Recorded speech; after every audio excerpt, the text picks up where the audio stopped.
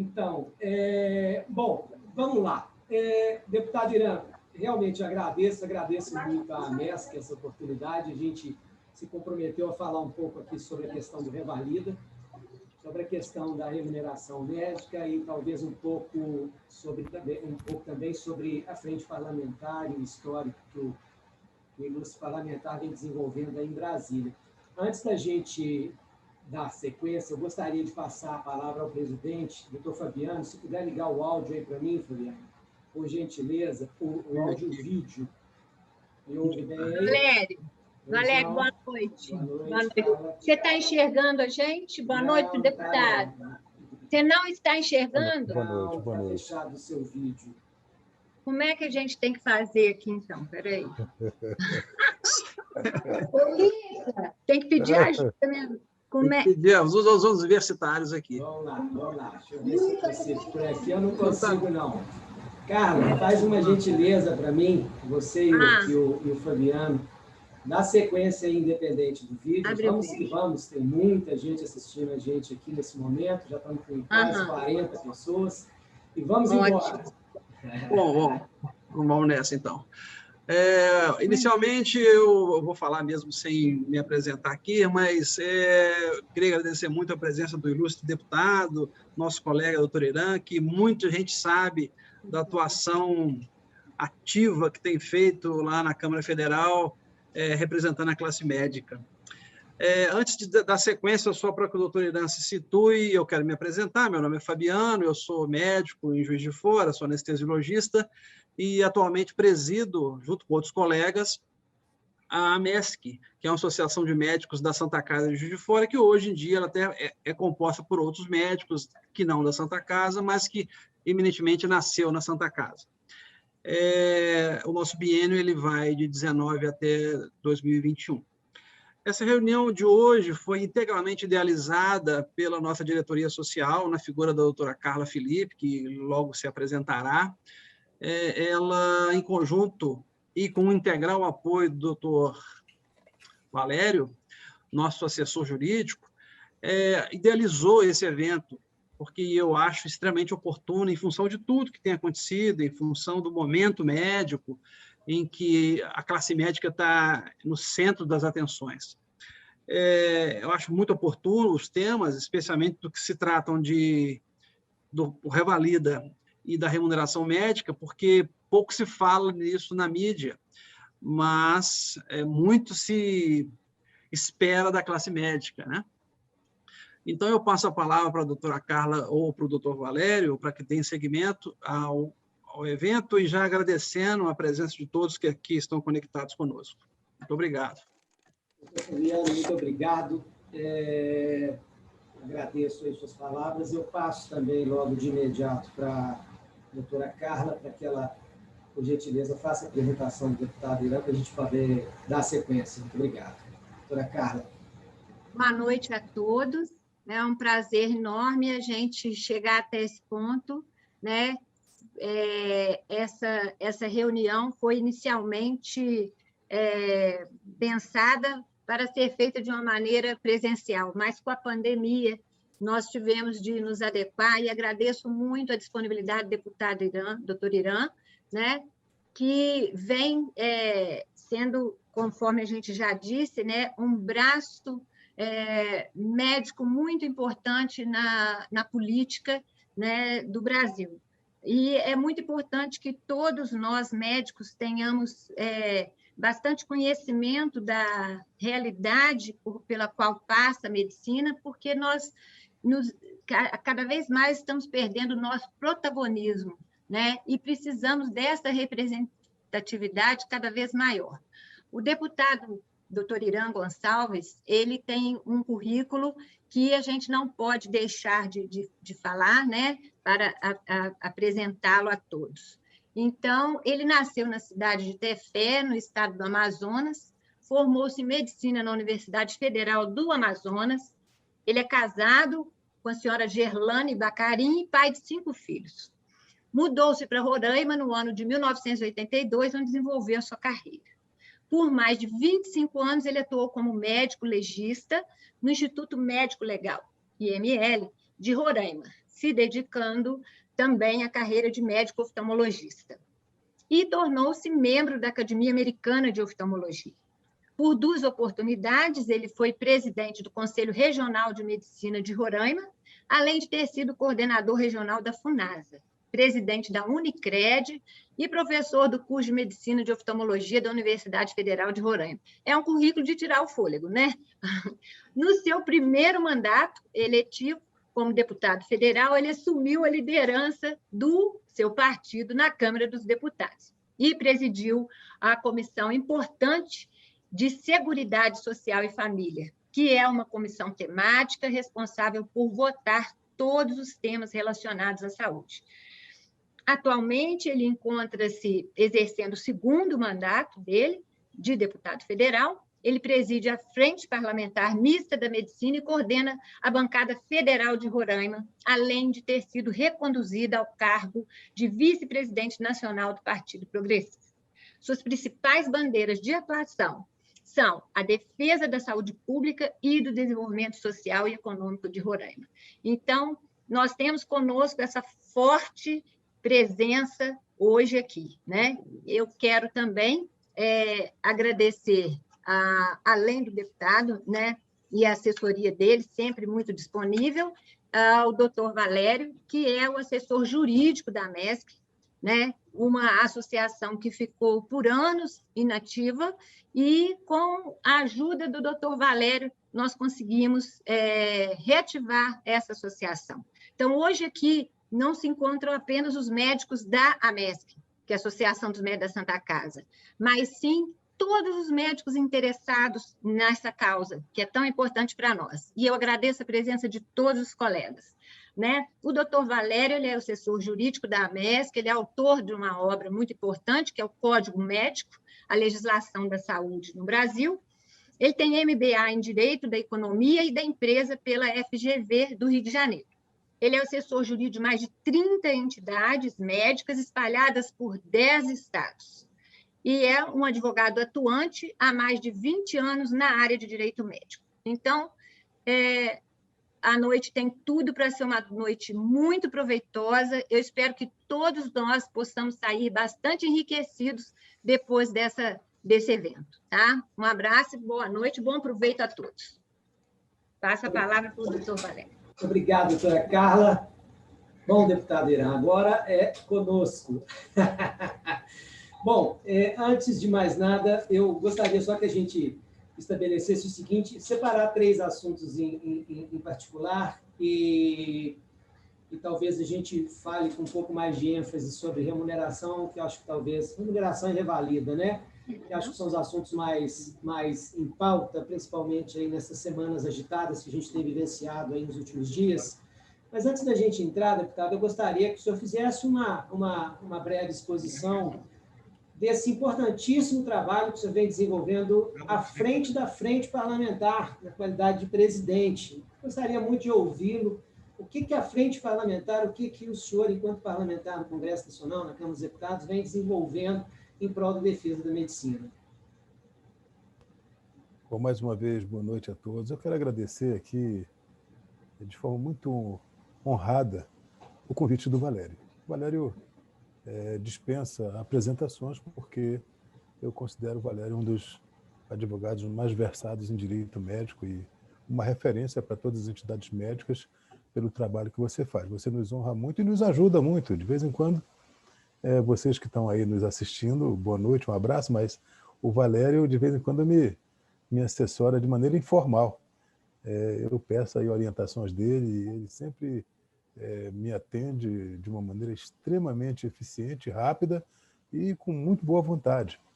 Eu te agradeço aqui de público o que você tem feito aí, até de maneira indireta, e muita gente não sabe disso, mas essa oportunidade é boa, porque nós temos aqui quase 50 colegas nos assistindo, e é bom que as pessoas saibam do seu trabalho e da sua competência. Quero agradecer também a Carla por apresentar o meu currículo, que o FBI dela é muito eficiente, descobriu aí da minha vida. Ela disse que é um currículo grande, mas, Carla, você imagina num lugar pequeno como Roraima, a gente tinha que fazer tudo, inclusive na oftalmologia, não sei, eu acho que até minha filha que é oftalmologista está deve estar me assistindo também, e vários amigos. Quando eu cheguei lá, a gente tinha que fazer estrabismo, catarata, miopia, pálpebra, enfim. Eu só não fiz retina, que agora eu auxilio de vez em quando o nosso retinólogo lá, mas nós fizemos muita coisa lá no nosso estado, porque era um estado muito carente, e cheguei em uma época que um colega meu, Dr. Salustino Liberato, que trabalha em Manaus ainda hoje, ele foi embora e eu fiquei praticamente não, fiquei sozinho em um determinado tempo, num estado gigantesco, com uma população, uma densidade demográfica pequena, mas era um estado muito grande, era muito difícil para a gente fazer atenção à saúde das pessoas com grande eficiência, porque havia muita necessidade de pessoal, de equipe multiprofissional, que a gente não faz medicina sozinho, de forma que eu acho que foi um aprendizado para mim, uma lição de vida que me deu muita segurança para encarar as dificuldades e tentar resolvê-las com tirocínio, com rapidez no pensamento, essas coisas eu acho que me ajudaram, inclusive para a gente chegar até aqui na política. Eu queria dizer para vocês também que a gente havia combinado com o Valério que seria mais ou menos uma live de 1 hora, mas nós tivemos sorte. Apesar das nossas tractanas, os nossos computadores não terem funcionado bem no início, mas, felizmente, a nossa sessão do Congresso acabou de terminar. Então, eu estou aqui tranquilo. Se vocês quiserem estender um pouco mais a conversa, nós podemos estender com o maior prazer do mundo. Eu tenho o maior prazer de falar, aprender um pouco sobre medicina, sobre movimento médico, sobre políticas médicas, porque esses nossos encontros, a gente muito mais aprende do que ensina alguém, porque todo mundo aqui tem muita experiência de vida, tem muita experiência na nossa profissão. Quero também fazer uma saudação ao Fabiano, que está aí, que também representa a MESC, e dizer para ele que nós estamos aqui, o nosso gabinete aqui, e não só a ele, a todos que estão nos assistindo, o nosso gabinete é 478, aqui no Congresso. O Valério já esteve aqui conosco várias vezes, sabe que o nosso gabinete aqui é uma extensão aí das clínicas, dos ambientes de trabalho de vocês. Nós estamos aqui, eu costumo dizer que o meu compromisso com a medicina, ele vem da minha experiência de 40 anos de médico, e eu estou aqui para, eu acho que retribuir um pouco do que a medicina me proporcionou, que foi uma vida digna, que foi poder formar meus filhos, ter uma vida absolutamente confortável, e eu acho que eu tenho essa obrigação, é uma obrigação de vida minha. Eu não fiz esse compromisso com ninguém, eu fiz esse compromisso comigo mesmo. Então, eu estou fazendo isso aqui com muito afinco.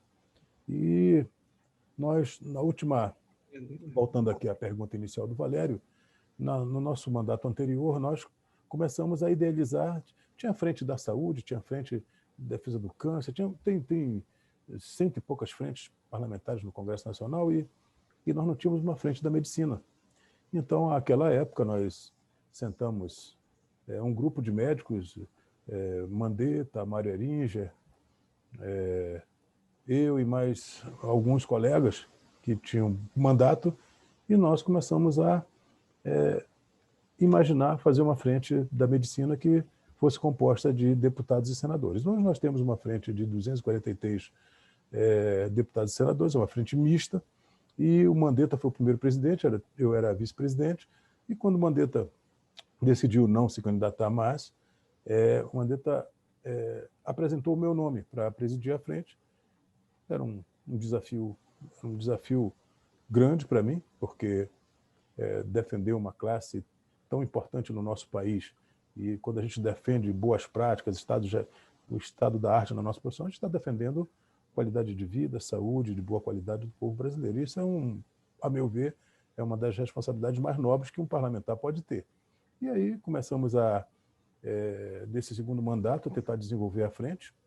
Nós, no final do mandato anterior, também criamos o IBDM, que o IBDM não é uma instituição médica. O IBDM, muita gente acha que a gente estava criando uma nova modalidade de associação médica, como a ANB, como uma atividade sindical. Não é nada disso.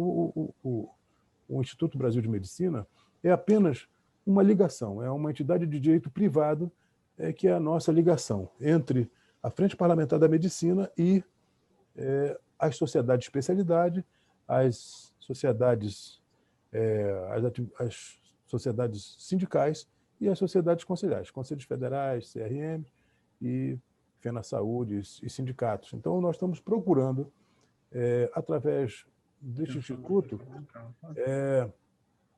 dar apoio aos parlamentares que têm um pensamento semelhante ao nosso, que de defender boas práticas, enfim, e de defender uma remuneração adequada ao nosso trabalho médico, que tem se mostrado, juntamente com a equipe multiprofissional de saúde, tão importante no enfrentamento dessa pandemia, e haja visto que tantos pereceram aí no decorrer desse ano e do ano passado, sacrificando sua própria vida para salvar a vida dos outros. Então, a nossa profissão importante, nós estamos conseguindo, através do IBDM, fazer reuniões periódicas. Nós já temos, das 54 especialidades médicas, nós já temos mais de 40 especialidades que já estão filiadas ao IBDM, e eu sempre faço um pedido para aquelas sociedades que ainda não fazem parte do IBDM, que elas venham a aderir a esse movimento, porque esse instituto ele foi criado utilizamos o modelo da Frente Parlamentar da Agricultura, que é a frente mais poderosa do Congresso Nacional. E a Frente Parlamentar da Agricultura ela tem também um instituto, o Instituto Pensar Agro, que é uma entidade de direito privado, que esse instituto foi feito também para unir os parlamentares aos grandes interessados no agronegócio no país.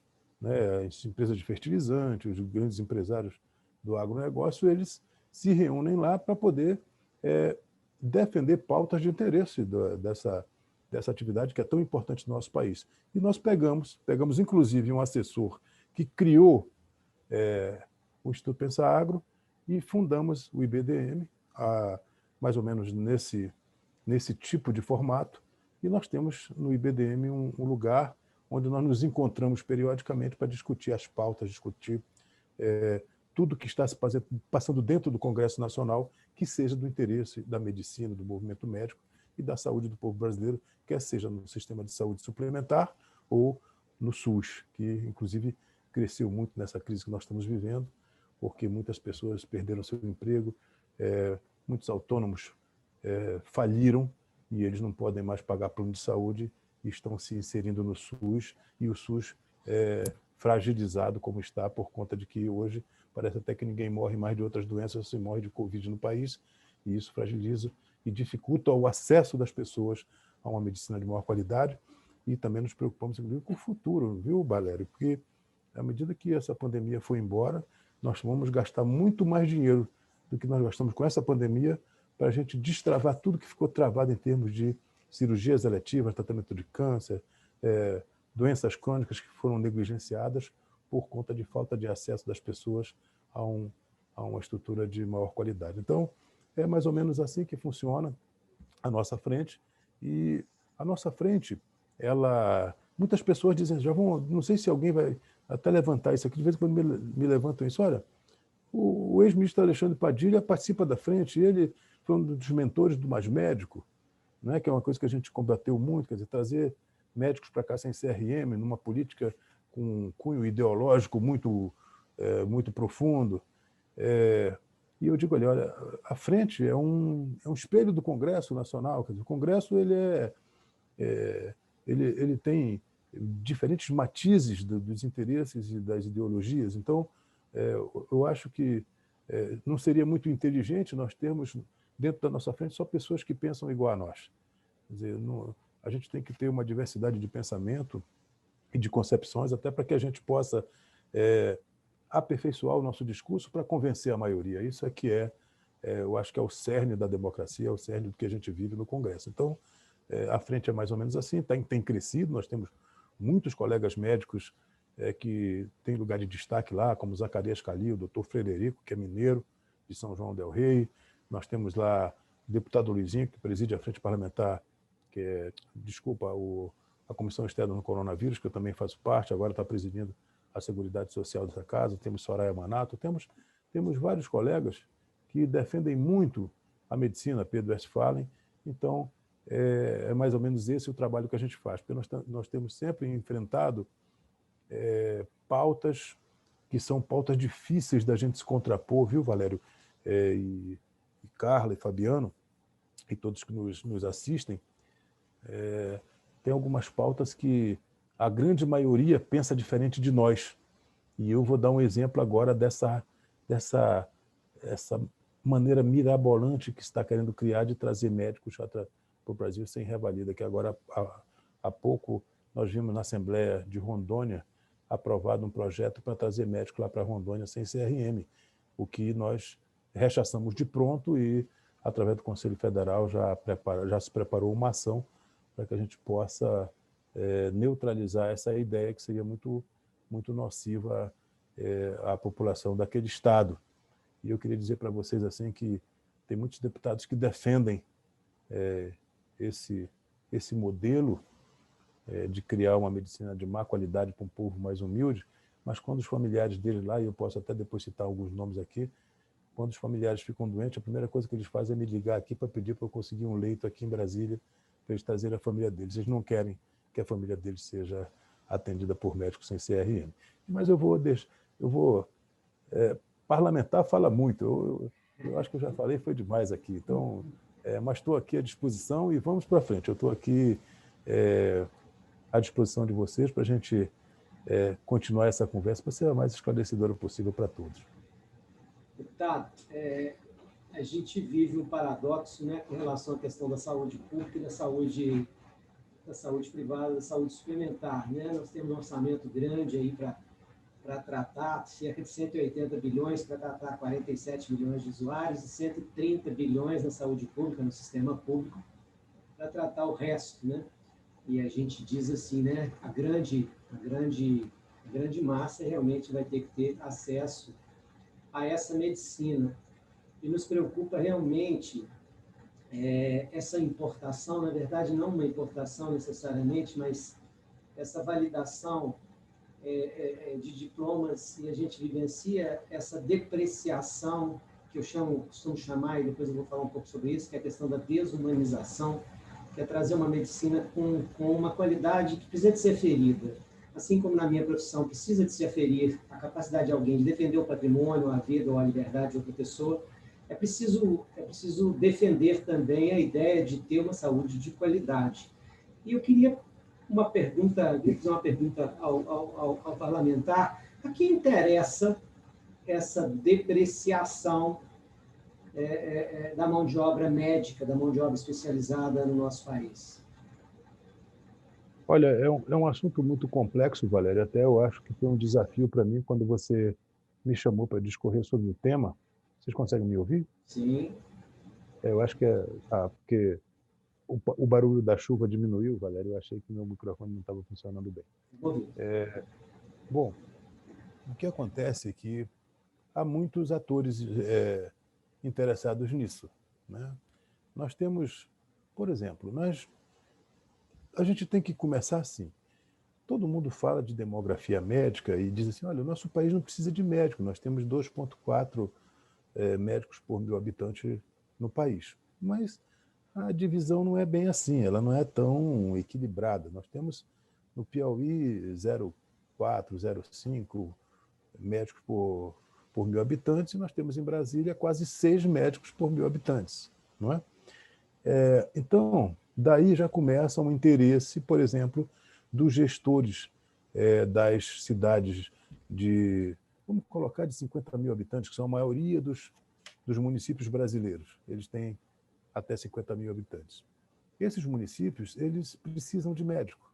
Quer dizer, o médico é uma commodity nesses municípios. Quando você leva um médico para uma cidade lá do interior do Amazonas, lá para Quari, para Tefé, para Itacoatiara, lá para o interior do meu estado de Roraima, lá para Caruebe, lá para São João da Baliza, quando o prefeito leva um médico para lá, ele ganha da população um reconhecimento e uma gratidão incomensuráveis, né? Então, e aí o prefeito, como ele tem dificuldade de levar médico devidamente qualificado, porque ele vai ter que fazer uma remuneração adequada, o médico vai começar a questionar e reivindicar, e também ter uma dimensão, uma importância política dentro do município. Óbvio que o prefeito ele prefere ter um médico que tenha, com quem ele tenha um regime de trabalho frágil, que ele possa manipulá-lo, que ele possa ter uma ascendência absoluta sobre o trabalho e uma exploração do trabalho médico. Então, o que é melhor? É trazer um médico estrangeiro que não pode sair de lá porque não tem CRM, porque a fiscalização lá é mais frouxa, não é verdade? Então, ali, esse é o médico ideal para um gestor de um lugar muito pequeno. Aí começa o interesse. Outra coisa, nós estamos mudando, Valério, e aí é uma coisa muito complexa. A gente está mudando, que depois a gente vai falar um pouco sobre isso também, um modelo que foi utilizado no mundo todo, principalmente a partir do século passado. Nós temos um modelo de contratualização na saúde suplementar que a gente chama de fee for service, pagamento por serviço, né? Então, as grandes empresas, já há algum tempo atrás, e fomentadas, vejam bem, pela ANS, que é uma empresa reguladora que, a meu ver, regula pouco, quer dizer, regula bem para as grandes corporações, mas deixa de lado o trabalho médico. Você vê que já desde uma década atrás, se vocês forem ler um pouquinho sobre a história da contratualização de serviços médicos, a própria ANS já manifestava uma opinião muito favorável à implantação do capitation, que é, a meu ver, extremamente nocivo para a nossa profissão, para o nosso trabalho médico, principalmente porque acaba com aquele o poder de usuário dele discernir o que ele quer, o médico que ele quer, não é? Quer dizer, o capitation associado à verticalização é a morte da gente. Inclusive, hoje, eu até peguei aqui, a ANS abriu um procedimento administrativo contra a Sul América, porque a Sul América está fazendo uma verticalização e um capitation pesado aqui em Brasília, através de um fundo de investimentos que tem investido muito na oftalmologia, e eles estão descredenciando um monte de gente, estão chegando com alguns serviços, algumas clínicas. Você quer atender tantas mil vidas por esse valor aqui? Se não quiser, está fora. Isso está acontecendo no Rio de Janeiro também. Então, esse tipo de relação pressupõe de que as operadoras não estão preocupadas com médico de qualidade. Quer dizer, se a gente conseguir trazer para cá médicos mal formados, que vão se submeter a uma remuneração vil, óbvio, na saúde suplementar, agora que nós mudamos um pouco para a saúde suplementar, que é um negócio, saúde suplementar é um negócio. Então, as grandes operadoras elas não falam sobre... A gente já conversou sobre isso, elas não falam sobre médico, elas não falam sobre trabalho médico, não é verdade? Então, esse modelo é muito ruim para nós. E nós precisamos, eu já falei com o presidente Arthur Lira, que nós precisamos tentar criar um novo marco legal para, por exemplo, a saúde suplementar. Na última legislatura, eu fui presidente da comissão especial e o hoje ministro Rogério Marinho era o relator, quando nós tentamos construir uma nova legislação. Mas, para você ver como é tão difícil, que quando o Rogério fez o relatório, o Rogério é uma pessoa muito competente, é um ministro do Desenvolvimento Regional extremamente respeitado, muito trabalhador, conhece muito, mas ele fez um relatório que ele conseguiu desagradar os usuários, as operadoras e os médicos, que ficaram... A única coisa que eu pedi para ele colocar no relatório dele é para a gente coibir a questão dos pacotes. Essa questão dos pacotes é muito ruim para nós. Os pacotes cirúrgicos já estão consolidados. Mas quando você vai fazer pacote você vai fazer pacote de consulta médica com exame complementar, você fere de morte o que é a essência da medicina, que é o ato médico. Você mistura ato médico com exame diagnóstico. E outra coisa, você termina negociando de uma maneira frágil, você é o lado mais frágil, as corporações chegam para você e dizem, olha, nós vamos pagar para você R$170 para você fazer uma consulta e 10 exames complementares. Isso é um absurdo, isso está acabando conosco. Então, eu acho que existe essa necessidade, todo esse interesse por trás, além do que, Valério, eu vou falar uma coisa para você. O nosso partido apoia o governo do presidente Bolsonaro. Mas o governo do presidente Bolsonaro é um governo liberal, não é? Tem um viés liberal. O ministro da Economia é um liberal. E, na visão, por exemplo, do Ministério da Educação, o interesse lá é de se abrir escolas médicas. Entendeu? Porque se acredita que, abrindo escolas médicas, a gente vai diminuir, por exemplo, o valor exorbitante das mensalidades, que, às vezes, é uma das causas do êxodo dos jovens para os países limítrofes ao Brasil, porque nós temos, só do outro lado da fronteira, ali em Pedro Juan Cabaleiro, nós temos cerca de 12 faculdades de medicina, que, inclusive, tem faculdade de medicina que são gerenciadas pelo PCC. Então, muitos jovens saem daqui porque a mensalidade de uma faculdade de medicina aqui, ela fica entre 8 e 9 mil reais, e isso é uma coisa que limita muito o acesso daquelas pessoas que não conseguiram entrar na universidade pública. E no pensamento do Ministério da Educação, não no meu pensamento, a gente precisa democratizar o acesso das universidades privadas. É uma coisa que nós precisamos discutir muito, porque nós estamos sob a égide de o ex-presidente Temer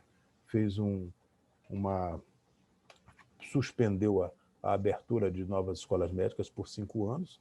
Nós fizemos uma moratória de 5 anos, mas elas continuam sendo abertas porque tinham muitos processos que já estavam abertos à época da decretação dessa suspensão, e de forma que o que me preocupa é que, quando isso acabar, nós vamos ter aí uma proliferação de escolas médicas aqui no Brasil de pouca qualidade também, não é? Então, tudo isso gera má formação médica. Médico que vem de fora, que tenta burlar essa revalidação, algumas universidades que fazem uma revalidação que é judicializada, enfim. E a luta que nós fizemos aqui no Parlamento, que foi uma grande vitória, nós conseguimos aprovar o nosso revalida do jeito que o movimento médico queria, de fazer o revalida 2 vezes por ano, com possibilidade de fazer um reteste na segunda prova, feito pelo Ministério da Educação, sob a supervisão do Conselho Federal de Medicina. Foi isso que nós aprovamos lá. Isso, de certa forma, foi quase um milagre para nós, porque nós aprovamos isso com 2 votos. Foram 2 votos só. O que significa essa votação? Essa votação, como nós votamos para derrubar um veto, ela foi uma votação um pouco mais fácil. Se a gente for... Agora tem um projeto que vem do Senado, que também flexibiliza o nosso revalida. Se a gente for para a votação que seja uma maioria simples, como é um projeto de lei, o risco da gente perder é grande. Então, por isso, nós fizemos uma mobilização muito grande com a apresentação do 3252 e do 881. 3252, o projeto do Bacelar, da Bahia, que cria essa flexibilização para trazer médico para cá sem CRM durante a pandemia. Ora, se a gente for trazer 12, 15 mil médicos para cá que estão fora do Brasil, quando é que esses médicos vão voltar de novo, depois da pandemia? Como é que vamos tirar eles daqui de novo? Não vão mais embora daqui. Então, nós conseguimos fazer uma mobilização, e aí eu quero agradecer e enaltecer o trabalho do Conselho Federal de Medicina, das sociedades de especialidades, da nossa frente, dos nossos parlamentares, que nós fizemos uma grande mobilização para que esses 2 projetos fossem retirados de pauta. Tanto esse quanto o 881 do deputado Daliel Machado, que também tem um teor muito semelhante. De forma que, há umas 3 semanas, o deputado Arthur Lira, que é o presidente da Casa, ele tirou de pauta e eu espero que a gente consiga manter esses projetos dormitando lá, porque a pressão que a gente faz daqui para lá, tem muita gente que faz de lá para cá. E o presidente fica ali. Você sabe que o presidente, ele para se eleger lá, ele teve que ter 303 votos. Então, tem 303 deputados ali que ele tem compromisso. E tem deputados que pensam diferente de nós. Então, a nossa situação é sempre muito frágil, porque eu diria sem medo de errar. Como eu falei para o seu conterrâneo, o nosso querido amigo Lincoln, quando era presidente da MB, Lincoln, revalida com a universidade avaliada em 4 e 5, elas vão, esse modelo vai passar. A gente não vai conseguir segurar só nas universidades públicas. Nós conseguimos por um milagre. Mas o que a gente sente no parlamento hoje é que, se for um projeto desse para votação, a gente termina perdendo. Por quê? E aí eu vou dizer uma coisa para vocês aqui importante. Os donos de universidade, os donos de complexos de educação de nível superior, quando eles começam a crescer, e eles não têm a faculdade de medicina, que é o curso mais caro, mais difícil de se estruturar, quando eles se estruturam o curso de medicina, eles entram no MEC, tentam uma abertura da escola. Quando eles conseguem ganhar uma licitação para abrir o curso, eles abrem o capital em bolsa. E aquela universidade deles aumenta o preço em 40% a 50%, só pelo fato deles terem a perspectiva de ter um curso de medicina. Só para vocês terem uma ideia, e aí nós estamos trabalhando com um empresário. Ele está visualizando lá o lucro dele, o interesse dele é o lucro, e a gente está preocupado com qualidade de formação, uma série de coisas. Então, isso é uma luta perene aqui, e é por isso que também eu vou aproveitar para fazer um convite aí aos nossos colegas médicos que comecem a se inteirar, a viver um pouco mais da política, porque é aqui que as coisas acontecem, aqui que as coisas são decididas, e a gente precisa de pessoas como vocês, que são bem formados, que têm uma visão adequada do mundo, uma visão social, que possam também participar até efetivamente de políticas partidárias, de ocuparem cargos eletivos, porque nós precisamos aqui de muita representação. E tem muitos colegas médicos que, infelizmente, não têm esse viés de representar o movimento médico, porque eles não foram eleitos pelo movimento médico. Então, eles dizem, olha, o meu eleitorado não é médico, os médicos do meu estado não votam em mim, e por isso eu não tenho compromisso em defender a medicina. Então, é muito bom que os colegas comecem a pensar mais dessa maneira, de eleger um representante que tenha realmente compromisso com o nosso movimento, e eu acho que nós terminamos pelo fato de nós, às vezes, nos preocuparmos com isso, sermos comandados por quem se preocupa com isso. Excelente, deputado. Deputado Irã, a gente vive uma situação que essa relação médico-paciente acaba por ter entre esse relacionamento uma série de entidades tais como as operadoras dos hospitais, a indústria das OPMEs, a indústria farmacêutica, a ANS, a justiça, as entidades médicas e por aí vai. Quando a gente fala de remuneração, a gente fala em remuneração retrospectiva e prospectiva, né? A retrospectiva é o fee for service, o pagamento por conta aberta, né? Quanto mais eu trabalho, mais eu recebo. E eu costumo classificar que o oposto disso é justamente o capitation. Quanto menos eu faço, eu sou remunerado por vidas, quanto menos eu faço, eu vou lucrar. E nesse meio tempo aí, todos aí falam do bundle, do pagamento por performance, né, do orçamento global.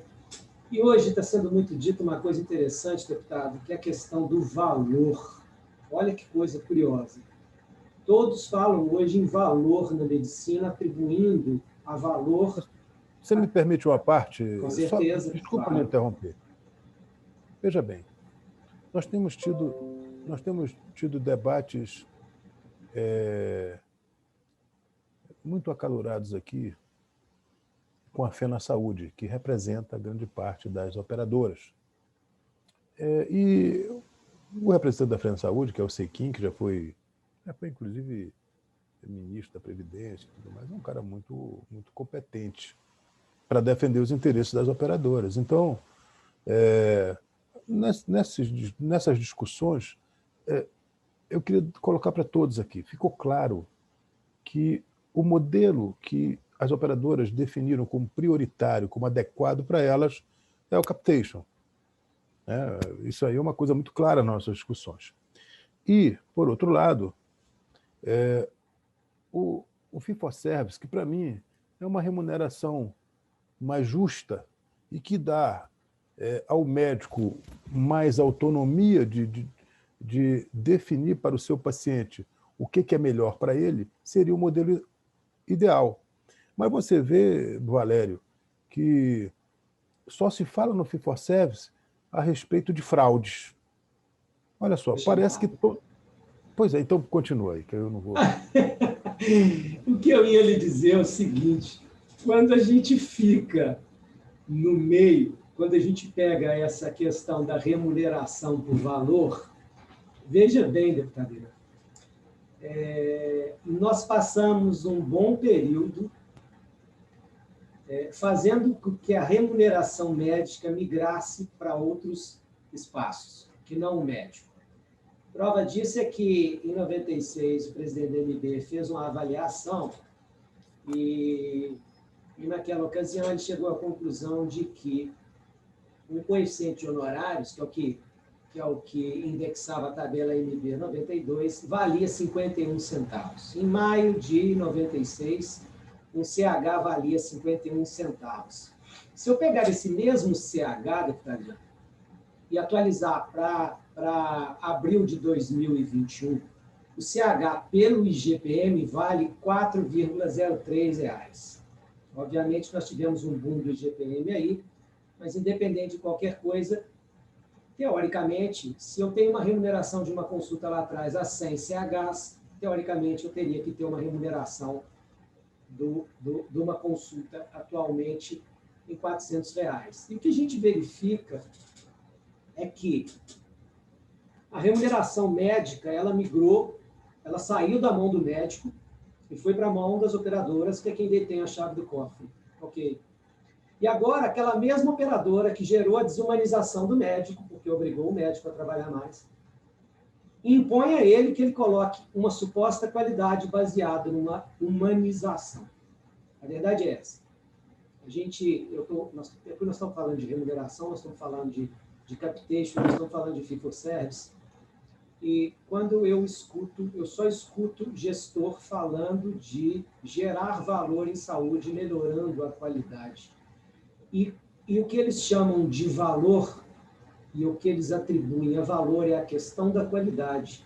Mas como prestar uma medicina de qualidade se eu, médico, preciso largar o meu serviço a todo tempo e preencher relatório?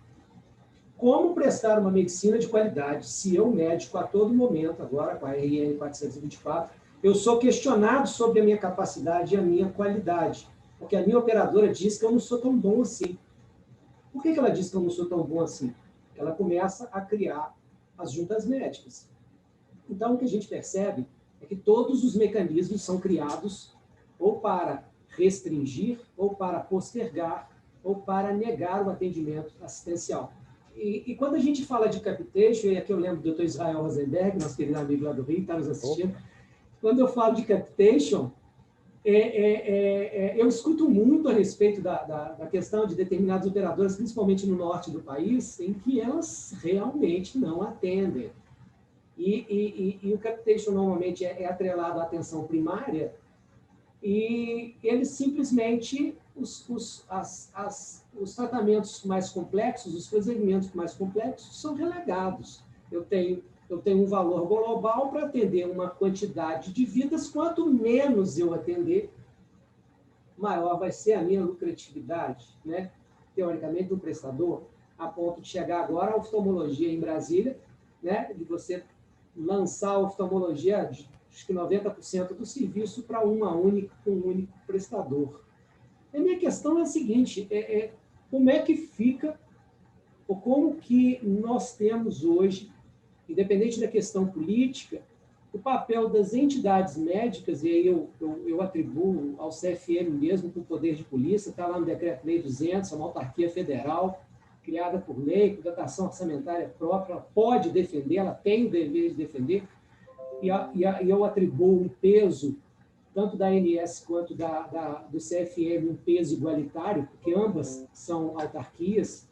Como que fica a situação da remuneração do médico? Porque é sempre ali que está sendo descontado. Nós temos procedimentos na oftalmologia, o senhor conhece bem, que os médicos recebem 5%, 6%, 7% daquilo que deveria efetivamente receber. E agora eles querem dizer que tem que ter uma medicina de qualidade, mas uma medicina de qualidade que eu recebo 5% do que eu deveria receber, eu acho que a conta não fecha.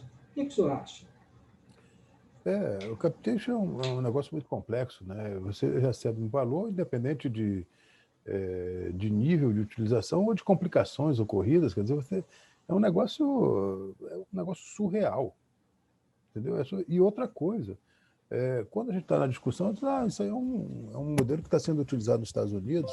Os Estados Unidos não é um modelo de medicina para nós, sabe? Os Estados Unidos, a gente sabe que não é um modelo, mas tem muitos países da Europa, eu podia enumerar vários aqui, que têm modelos híbridos.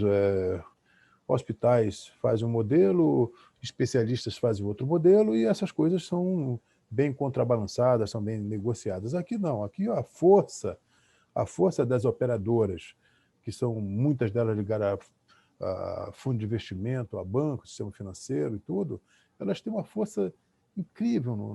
A ANS, como agência reguladora, é um negócio muito nocivo para a medicina, é muito nocivo. A gente não tem um médico.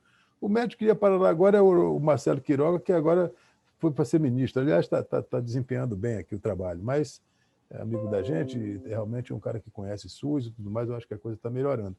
Mas na ANS só tem advogado, pô.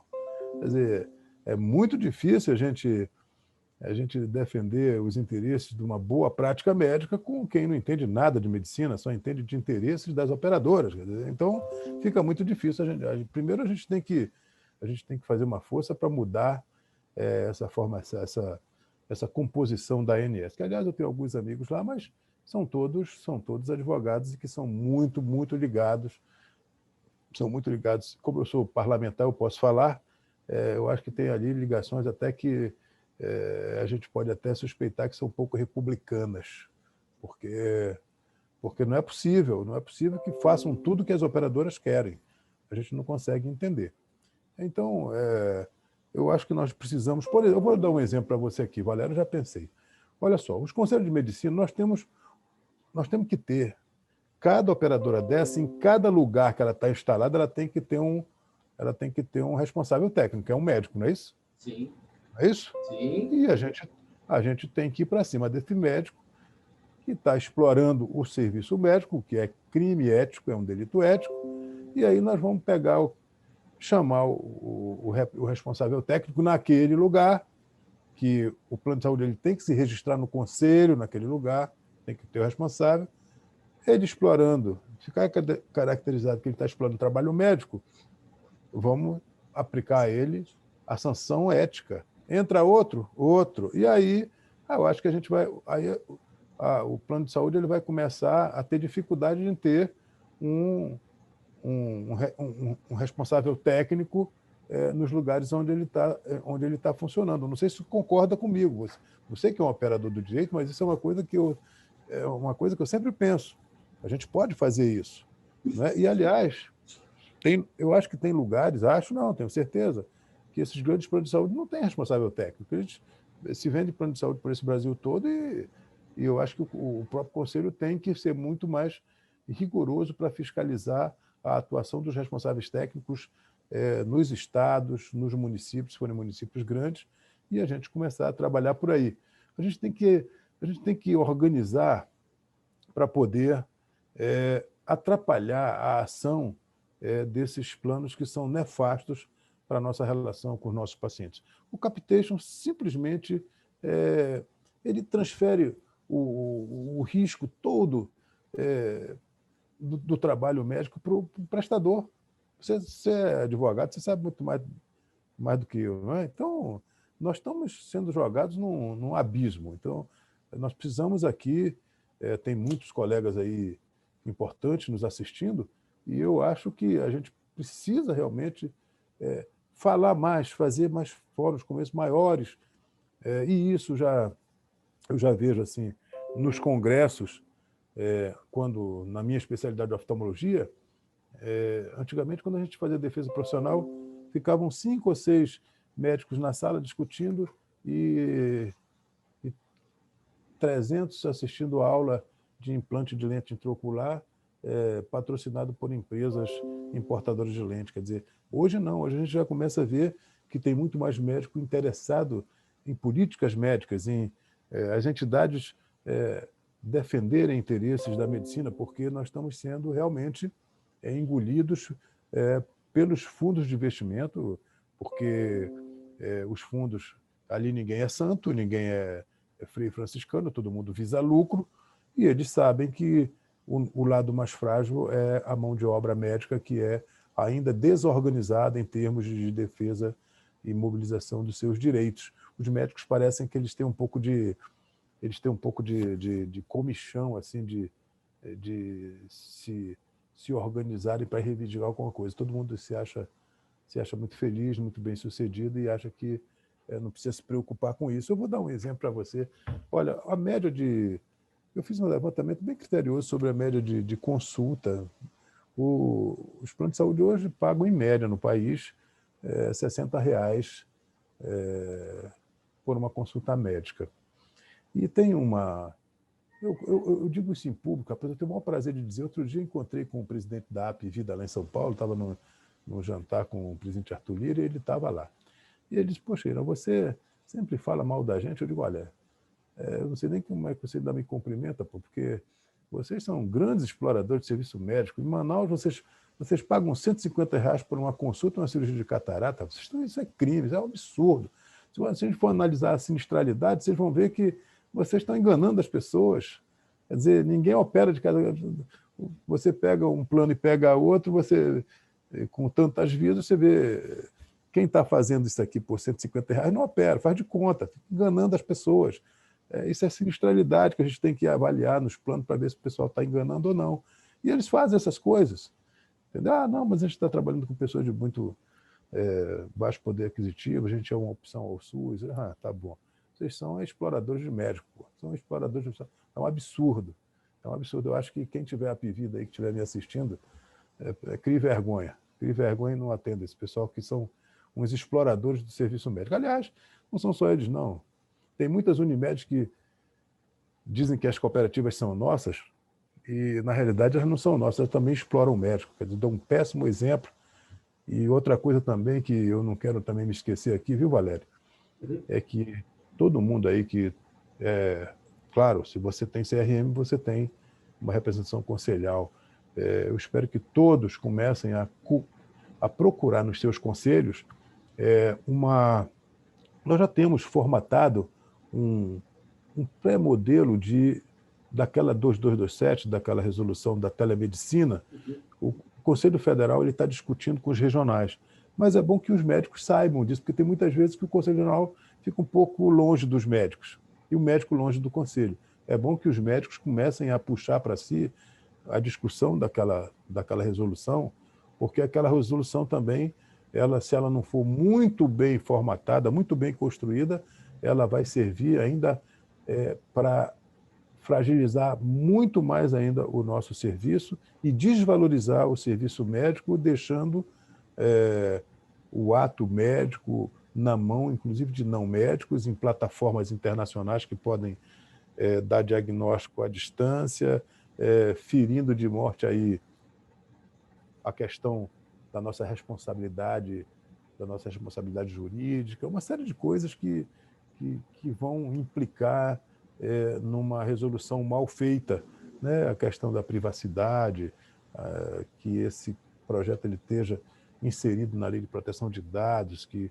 a privacidade é o maior bem de uma pessoa, e nós vamos estar jogando a privacidade dessa pessoa numa rede e quando isso vazar, não tem mais jeito da gente recuperar. Então, tudo isso são coisas ruins que estão acontecendo e que a gente tem que se preparar e estar organizado para defender, porque 3, 4 médicos no Congresso Nacional, 10 não conseguem frear, não, porque a maioria lá tem muitos lobbies de grandes interesses econômicos que estão no dia a dia no parlamento, que apoiam bancadas, e essas bancadas elas são extremamente fiéis aos interesses de quem os apoia, de quem os coloca lá. Eu vou dizer para vocês aqui uma coisa que eu falei sobre a consulta da saúde suplementar, mas olha só, uma consulta de especialidade custa R$10. Muitas vezes a gente está... Né, eu faço atendimento, Valério, eu tenho uma carreta oftalmológica, eu não faço cirurgia na carreta, não, eu faço atendimento clínico. Então, às vezes, está demorando um pouco, aí o paciente diz, não, mas eu estou pagando, está demorando, porque a gente já tem de 100 pessoas, não sei o quê. E eu digo, mas meu amigo, poxa, eu estou aqui, eu vim aqui, trouxe a carreta aqui, 300 quilômetros de distância, tem um pouco de paciência. Mas o SUS lhe paga. Eu digo, paga R$10 a consulta. Está vendo, ainda está mentindo. Depois que é político, virou mentiroso, está mentindo que a consulta é R$10. Eu digo, mas é R$10. Entra aí na internet para você ver o que é R$10. Ó, um parto cesáreo, R$150. Não paga a gasolina do médico para ir no hospital, pô. É brincadeira, né? Cirurgia de artroplastia, R$278, né? Artroplastia parcial de quadril, olha só. Quer dizer, uma coisa risível, é um absurdo. Nós estamos com uma comissão de trabalho, uma subcomissão de remuneração na Comissão de Seguridade, que nós vamos apresentar um projeto de recomposição da tabela SUS. Inclusive, nós estamos pensando em voltar ao Código 7, quando a transferência do Fundo Nacional de Saúde ela ia direto para a conta do prestador, não passava pelo fundo estadual, porque no fundo estadual o dinheiro chega todo dia 10, o dinheiro de MAC chega no dia 10 e a gente passa 8 meses sem receber, porque o gestor pega o dinheiro daquele fundo e faz o que quer, não paga os prestadores. É um absurdo. Nós estamos numa situação, tem uma meia dúzia que ganha muito, mas a grande maioria está numa situação de muita vulnerabilidade. Isso é que nos preocupa muito. Comentou aí sobre uma ruptura de manguito aí, não foi? O que o senhor comentou aí? Foi. O procedimento. R$133. Uma reconstrução de ligamento cruzado, e aí eu lembro do Dr. Paulo Lobo, que está nos assistindo. Então, Dr. Paulo Lobo.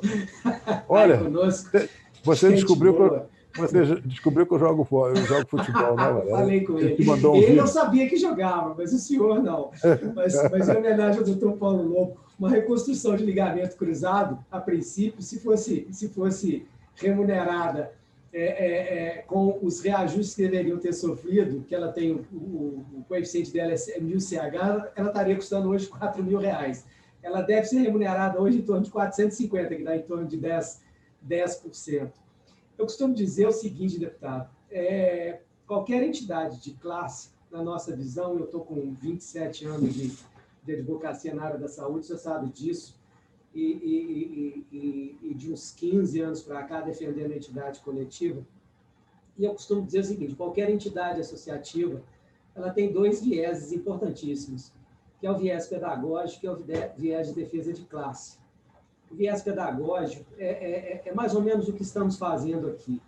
O médico está anos-luz atrás das operadoras, anos-luz. As operadoras se unem todos os santos dias para discutir remuneração. E não precisem se assustar.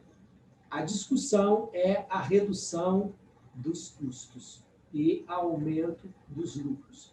Não tem nenhuma operadora nesse momento, em torno de 1.300 que nós temos, não tem nenhuma delas, podem acreditar, que estejam discutindo a melhoria da remuneração médica. E a outra questão, logicamente, que é a defesa profissional. O senhor mencionou a Hapvida, eu posso lhe dizer que a APO, se essa parece oftalmologia, acabou de ingressar com mais uma ação civil pública contra a Hapvida por conta de contratar optometrista para fazer triagem na oftalmologia. e foi ajuizada hoje mais uma ação civil pública e a gente continua nessa briga aí de optometria e por aí vai. Mas, deputado, o que a gente percebe com relação à questão da situação da negociação é o seguinte, eu vou citar 2 exemplos, se o senhor me permite. Eu tive uma vez, aliás, 2 vezes em Brasília, e eu mencionei o doutor Paulo também, pelo seguinte, tivemos discutindo uma ocasião com uma operadora, ou melhor, com 2 operadoras e com um hospital, a respeito dos protocolos na ortopedia, sabe? E os protocolos da ortopedia, eles foram muito bem montados e muito bem estruturados, considerando uma boa qualidade das OPMEs, considerando os materiais necessários, considerando a mão de obra médica, o auxiliar e por aí vai. Enfim. E, na verdade, quando eu fui conversar com o gestor, e é o 01 de uma operadora muito grande aí no Brasil, no país, ele virou... nós chegamos a...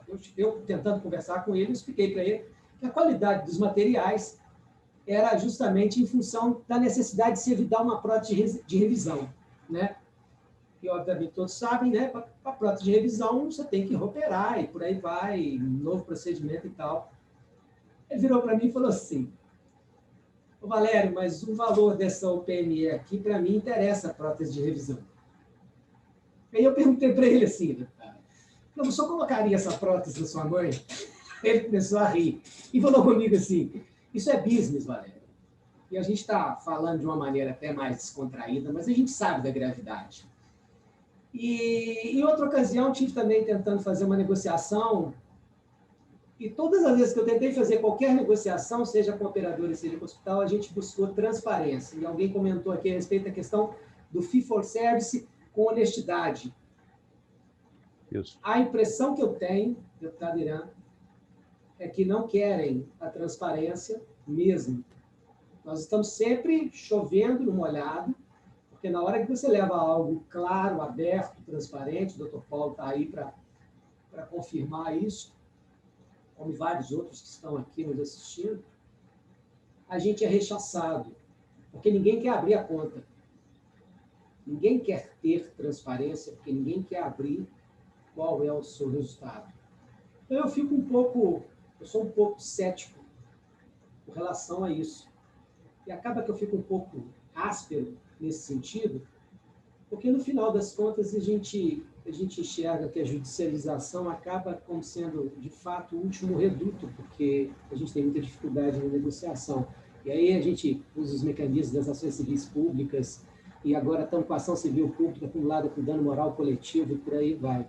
Queria que o senhor passasse um pouco, se desse um pouco dessa visão com relação à questão mesmo das operadoras ou os próprios prestadores, se de fato eles têm interesse em abrir alguma coisa, se eles têm interesse em sentar para conversar, todos o que eles chamam, né, uma palavra bonita que muita gente usa na área da gestão, que são os players, né? Se os players realmente têm interesse em sentar, porque pela leitura que a gente faz, tanto aí em Brasília, quanto em São Paulo, quanto aqui em Minas Gerais, é que nem todo mundo quer realmente ter essa transparência, sabe? Qual que é a visão do senhor? Você tem toda a razão, não tem. É como eu falei no início, que vocês tenham sempre na cabeça que saúde suplementar é um negócio, né? Muito mal regulado por uma agência que é uma preposta das operadoras. Tá certo? Então, quando a gente coloca alguma proposição para ser regulamentada pela agência, se não for de interesse das operadoras, eles passam 10 anos, eles montam uma comissão, aí passam 10 anos analisando aquela proposta nossa e nunca chegam a conclusão nenhuma. Por quê? Porque lá por trás tem o interesse das grandes operadoras que elas fazem com que aquilo não vá para frente. Então, é por isso que eu falo para vocês, nós precisamos fazer uma pressão no Congresso, e aí não basta a minha amizade com o presidente Arthur Lira. Isso transcende as nossas relações pessoais. Eu apoiei, eu trabalhei, eu andei por esse Brasil todo para nós ganharmos essa eleição, mas nós temos que ter uma mobilização muito grande para que a gente instale uma comissão especial para fazer um marco legal que proteja as boas práticas. Se isso não tiver na lei, não adianta. Toda vez que... Olha, a gente chama a Sul-América para a gente questionar algumas posições, a Sul-América não vem, ela manda a fé na saúde. As grandes operadoras, elas têm uma federação que as representa, então elas se defendem em bloco. E os médicos não se defendem em bloco. Os médicos não são agregados, eles não se reúnem. Olha, nós vivemos no movimento médico do trabalho abnegado de uma minoria das sociedades de especialidade. São sempre aqueles mesmos que participam, são sempre eles que defendem os interesses. Não é?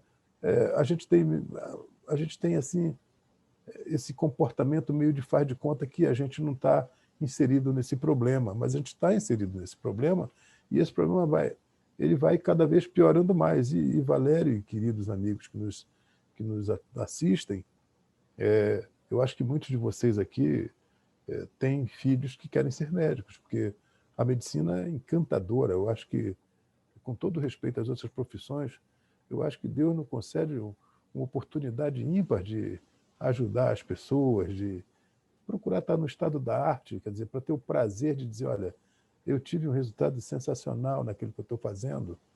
E nós temos muitos filhos que têm esse sonho. E eu acho que nós temos aqui um compromisso de deixar um mundo médico e uma estrutura, um marco legal mais adequado para esses milhares de jovens. Você vê, são milhares de jovens, nós estamos com 35 mil jovens que se formam todos os anos e cada vez mais a procura por medicina aumenta. Por quê? Porque é mágico. Com todo respeito aí ao Valério, que é um operador do direito competente, mas a medicina nutre pelas gerações mais jovens um encanto, como sempre despertou na gente. Então, o que está acontecendo? Pessoas que não têm nada a ver, que não conhecem nada de medicina, que tratam, inclusive, o sofrimento dos outros de uma maneira extremamente banal, que tomam conta desse negócio. Então, são banqueiros, são pessoas que são competentes para gerenciar dinheiro. E o pior, agora, esses fundos de investimento, eles vão construir e comprar grandes hospitais e eles vão verticalizar, eles vão ter seu corpo clínico, eles vão ter seus cirurgiões, seus ginecologistas obstetras, seus cardiologistas, seus cirurgiões gerais, seus oftalmologistas, e nós vamos ficar com a pior parte do negócio, entendeu? Então, eu acho que nós precisamos, a título de encaminhamento, fazer uma mobilização para que o nosso presidente Arthur Lira ele instale o mais rápido possível uma comissão especial. A gente apresenta um projeto que pode ser discutido por nós, e Valério, eu tenho certeza que vai nos ajudar nisso, e aí o presidente nomeia uma comissão especial e a gente vai começar a discutir nessa comissão, obviamente, chamando aí todos os entes interessados, as associações dos usuários, as entidades do movimento médico associativo, conselhal, sindical, e, do outro lado, as operadoras, a ANS, para que a gente possa montar um novo marco legal, Valério. E aí, para a gente montar esse marco legal e que tenha um pouco do nosso pensamento, um pouco do nosso interesse em preservar as boas práticas da medicina, nós precisamos de força, nós precisamos estar unidos. Todas as entidades, os médicos do país. Os médicos não sabem a força que eles têm. Eu vou dizer uma coisa para vocês, eu não sou deputado 2 vezes se não fosse médico. É muito mais fácil para um médico ele ter uma participação efetiva da política do que qualquer outro profissional.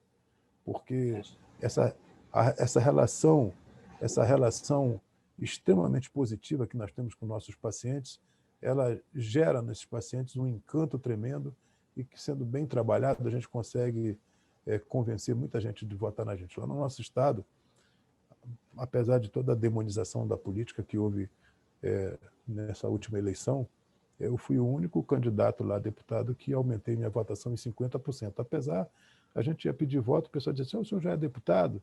Aí eu dizia assim, tá bem. Aquele, tá bem, quando eu dizia assim, então eu não voto no senhor. Porque as pessoas, a imprensa acabou com a classe política. Hoje a coisa está começando a amenizar um pouco mais, mas do ponto de vista assim, de resultado, eu acho que o resultado só foi bom pelo fato de eu ser médico e eu ainda continuar lá operando e atendendo as pessoas, o que realmente gera muito boa vontade do eleitor quando se trata de a gente se candidatar a um cargo eletivo. E eu deixo aqui, sabe, Valério, nossos queridos amigos e amigas que nos assistem, esse desafio para que a gente possa unir nossas forças, tomar consciência do nosso papel, da nossa importância, para que nós possamos construir um novo marco legal. Só uma lei que preserve os interesses das boas práticas, e a gente preservando o interesse das boas práticas, o resultado é uma prestação de serviço médico de melhor qualidade ao povo brasileiro. Então, nós temos esse trabalho, tem que fazer esse trabalho na saúde suplementar e, obviamente, também aquilo que nós já estamos fazendo na Comissão de Seguridade, que é trabalhar numa melhor, numa adequação dessa tabela risível, que é essa tabela SUS, que também ela faz com que esse tipo de remuneração ele seja muitas vezes maquiado ou enxertado por procedimentos aqui para valer a pena, e o médico ou a instituição, ao fazer isso, fica juridicamente fragilizada, correndo o risco de sofrer sanções à sua atuação e até, às vezes, à sua liberdade. Então, eu acho que nós temos aqui nos unir. Eu quero agradecer também aí, Valério, pela pertinência de você abordar temas tão palpitantes para a nossa profissão, tão pertinentes. Também aproveitar para dar um abraço no Paulo Lobo e no Rosenberg, que não sei se vocês sabem, eu não sei, não aparece quem está aqui nessa nossa conversa, mas a gente... nós temos... O Rosenberg fomentou aí uma vaquinha eletrônica imensa na minha campanha, que eu nunca imaginei que ele conseguisse mobilizar tantos colegas. Então, eu quero agradecer aí, mandar um abraço para o meu querido amigo de 40 anos, que está sempre aí disposto a me ajudar. Agora nós estamos num projeto maior aí, que depois eu conto para vocês, e ele está sempre ali comigo, olha, vai que a gente te ajuda, não sei o quê, e é assim. Ricardo, antes da gente finalizar, e logicamente eu já gostaria de deixar marcado uma próxima, marcado que eu digo assim, já fica aqui o convite para a gente pensar um segundo encontro desse, que eu acho que é sempre saudável.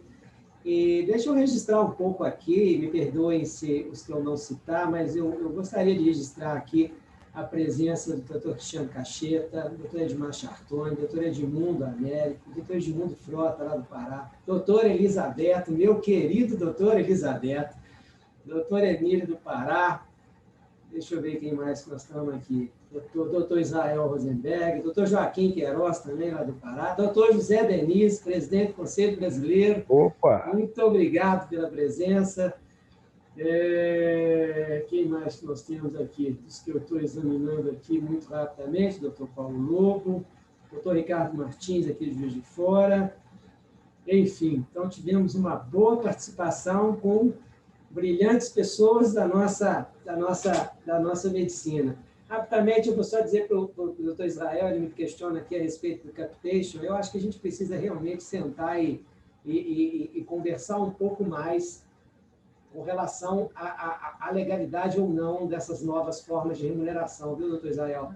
E com relação ao seu questionamento também de um segurado, eu tenho, para mim, sempre tive que o segurado tem direito a ter acesso ao seu médico, e não ao médico que escolhem para ele. O seu médico significa aquela relação fiduciária, aquela relação de confiança existente entre paciente e médico. Comentário do Dr. Paulo Lobo aqui. Dr. Paulo, realmente precisamos juntar todo mundo, e é justamente a sugestão do ilustre deputado Irã Gonçalves, realmente a gente unir essas entidades para que elas tenham um peso para conseguir fazer valer uma política de boa qualidade, um bom combate em Brasília, né, deputado Irã? Para que a gente realmente consiga desenvolver um trabalho de defesa profissional, independente da questão política. É muito importante que a gente tenha também a disseminação das informações, principalmente nos aspectos jurídicos. Vou fazer um último comentário aqui para a gente poder encerrar. As operadoras trabalham com a teoria do risco criado, ok? O que é a teoria do risco criado na minha área? Eu crio um risco, sei da possibilidade de que eu vou ter alguns processos, mas compensa criar o risco porque financeiramente isso me dá resultado. Porque ela sabe que, jogando para a via judicial, nós vamos demorar um bom tempo para ter que pagar a conta. Infelizmente, não só as operadoras, mas em vários segmentos que lidam com grandes quantidades de contratos, né? As financeiras, as seguradoras, os bancos, cartões de crédito, telecomunicações e por aí vai, elas trabalham dessa forma e com esse posicionamento. Então, a gente tem que fazer realmente um trabalho preventivo, prevenir é o melhor remédio, né? Mas também a gente tem que fazer o trabalho pedagógico, que a gente precisa de ir atrás e tentar fazer valer na via judicial, né? Ver aí, deputado, a quantidade de ações que a gente tem obtido êxito, tanto o Conselho Brasileiro de Oftalmologia, como as entidades que a gente representa no combate à questão da optometria. Todo mundo quer ser médico, mas ninguém quer estudar, né? Todos querem ser médicos, mas não querem fazer medicina. Então, é esse conflito aí que a gente vive. Olha, você sabe que nesse negócio da optometria, eu quero aqui saudar o nosso presidente Benis e o Cacheta, que estamos da diretoria. O Cacheta está me devendo, me prometeu aí um projeto para a gente fazer esses atendimentos lá, que eu estava pedindo aí uma orientação, eu vou cobrar aqui em público dele, e ele disse que ia me mandar, e eu estou esperando, viu, do seu Cacheta, que é meu amigão. Mas deixa eu dizer uma coisa para vocês. Na questão da optometria, todo semestre entra um projeto, às vezes é muito claro, e às vezes ele tem lá um jabutizinho dentro de um outro projeto que regulariza. Eu tenho um projeto lá que nós apresentamos, já aprovamos na Seguridade Social, da certificação das lentes, para a gente evitar essas lentes de má qualidade, que dizem que tem proteção UV e não tem proteção de nada, e que as lentes escuras, elas, se não tiverem proteção UV, elas abrem mais a pupila e terminam por levar mais radiação para a nossa região central, na nossa mácula, e poder causar degeneração macular relacionada à idade mais cedo, catarata, enfim, essas coisas. E eu apresentei o projeto desse e coloquei lá dentro do projeto assim, que as lentes devem ser prescritas pelo médico oftalmologista, né? Mas já descobriram lá, já o pessoal da optometria, que tem uma frente da optometria no Congresso Nacional, acreditem se quiser, e eles já estão dando em cima desse negócio, querendo que tire do projeto esse artigo. E toda vez que lançam um projeto para regulamentação da optometria, como nós... não sei se a maioria conhece, certamente conhece, mas é bom a gente dizer aqui, a Comissão de Seguridade Social da Casa, ela é a maior comissão temática. Ela tem 54 membros. Quer dizer, nós só temos uma comissão maior que tem 66 membros, que é a Comissão de Constituição e Justiça, mas ela não é temática. Ela é como o nome já diz, ela só, quando o projeto chega lá, que passa nas outras comissões, ele chega na CCJ, que ela é terminativa, e lá só se analisa a constitucionalidade, a juridicidade e a boa técnica legislativa. Quer dizer, é isso que se analisa na CCJ. O mérito é na Seguridade. Então, a gente está com um filtro na Seguridade importante. Nós temos muitos colegas, Luiz Ovando, que eu esqueci de... um cara muito sério e tal, além dos outros que eu já nominei. Então, lá, dificilmente um projeto que não é do interesse da medicina passa. E aí, o que nós fizemos? Quando foi agora, eu não podia ficar nas duas titularidades, eu fui para a CCJ na titularidade e fiquei na suplência da Seguridade. Porque se passar lá, eu ainda consigo atrapalhar lá na CCJ, porque você sabe, Valério, você que conhece bem regimento e tudo, o regimento da casa ele prestigia muito a oposição e as minorias. Quer dizer, você consegue, mesmo que você não seja de um partido grande como o nosso partido é um partido dos maiores da casa, mesmo você sendo um só, você consegue barrar um projeto durante bastante tempo, se você tiver conhecimento do regimento. Existe um kit de obstrução lá que a gente vai utilizando para dar uma canseira no povo, assim como eu dei uma canseira lá no Russomano. Até hoje ele não conseguiu aprovar aquele projeto de lei dele da regulamentação dos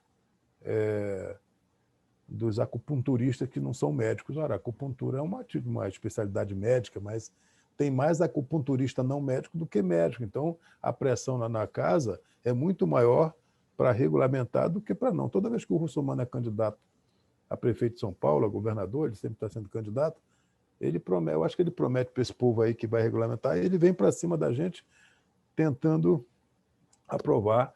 Eu segurei como relator durante 4 anos, agora a gente perdeu na CCJ, mas aí a gente consegue não levar para o plenário. Então, está lá, ele está sempre tentando andar e a gente tentando segurar para preservar a saúde das pessoas, até porque na acupuntura você pratica uma lesão corporal num paciente, você utiliza procedimento invasivo, o que é,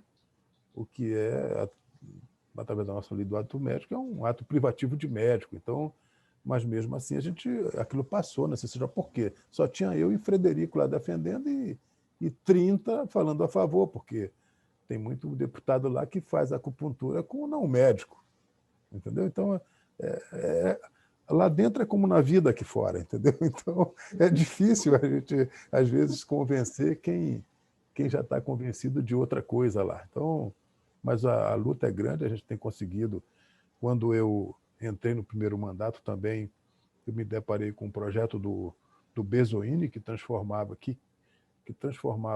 fisioterapeuta, terapeuta ocupacional e psicólogo em peritos do INSS. Nossa, Bezoini era deputado líder do partido do PT, o PT no poder, e a gente conseguiu na CCJ rejeitar esse projeto, e aí a gente utilizou um artifício regimental.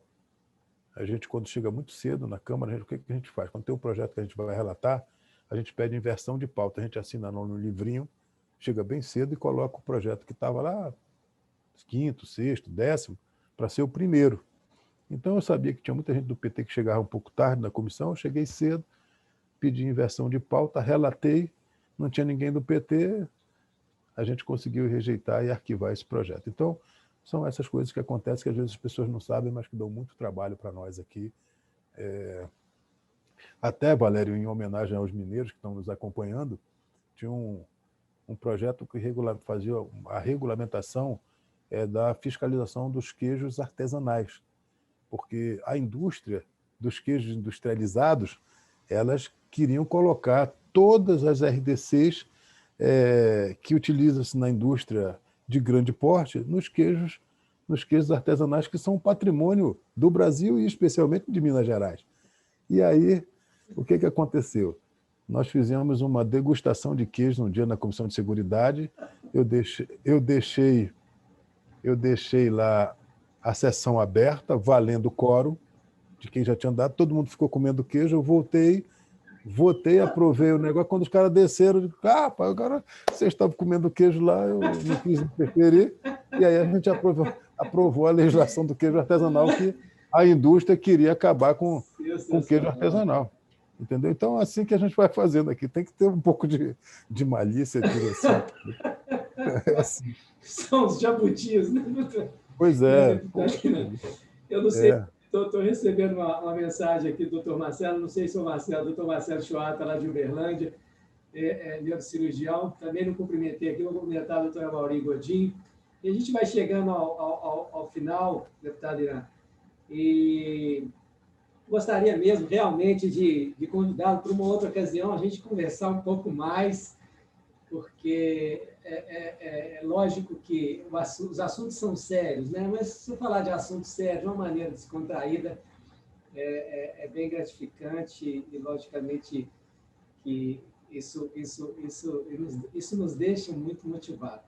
Mas eu gostaria que o senhor fizesse essas considerações finais. Eu gostaria de fazer uma breve colocação aqui do seguinte. Existe uma lei que a gente chama Lei de Pareto, você deve conhecer, né? 80% daquilo que você produz é o resultado de 20% daquilo que você faz. Eu vou aproveitar essa oportunidade para fazer uma pequena fala, talvez um pouco distinta desse debate nosso, mas eu não sei se seria oportuno aos médicos começarem a pensar o caminho de volta, sabe? Toda profissão tem suas dificuldades. Ninguém acha que vai entrar numa profissão, tanto a medicina quanto a advocacia, seja lá qual for, e você no primeiro ano já vai ganhar os seus 30, 40, 50 mil reais, ou seja lá o que for. Mas todo o trabalho que é feito com dedicação, amor, compromisso, com ética, honestidade, e que você atende com lisura, com lealdade, com compaixão, você tende a obter resultado. O médico que atende bem, ele tem resultado.